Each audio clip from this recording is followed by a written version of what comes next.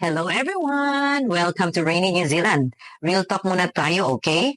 Lalo na sa mga mamis o kahit sino na minsan feeling mo sagad ka na sa daily life. Alam mo yung kahit pagod ka na, tuloy pa rin, na parang walang nakakapansin kung gaano ka nagsasakripisyo. Hindi para sa sarili mo, kundi para sa mga mahal mo. Ganyan ako dati. Gising pa habang tulog na sila. Nag-iisip, hanggang ganito na lang ba ako? Kailan kaya ako makakahinga ng maluwag?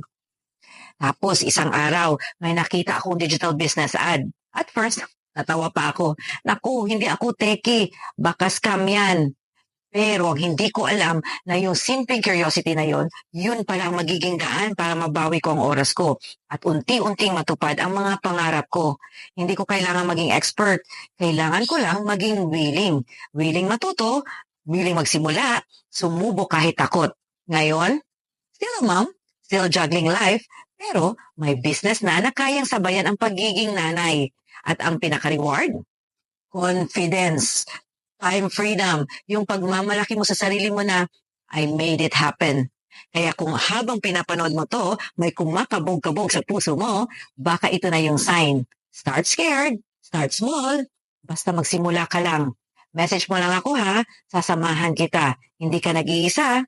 Connect na now. God bless you.